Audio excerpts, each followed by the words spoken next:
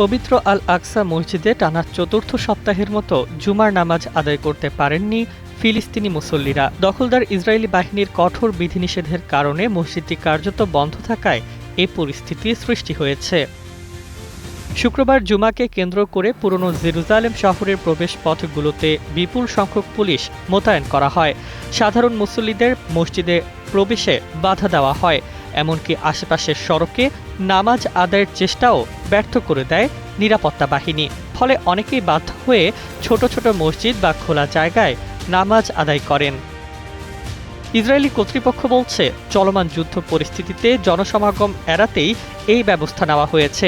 দেশটির নির্দেশনা অনুযায়ী বর্তমানে কেবল ওয়াকফ দপ্তরের সীমিত সংখ্যক কর্মী ছাড়া অন্য কেউ মসজিদে প্রবেশ করতে পারছেন না। একই সঙ্গে খ্রিস্টানদের পবিত্র স্থান চার্চ অব দ্য হলি সেপালকারও বন্ধ রাখা হয়েছে, যা পরিস্থিতির আরও অবনতি নির্দেশ করে।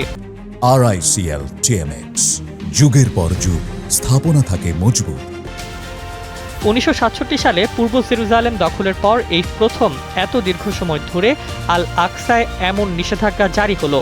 এতে রমজানের তারাবি ও ঈদের নামাজ থেকেও বঞ্চিত হয়েছেন মুসল্লিরা।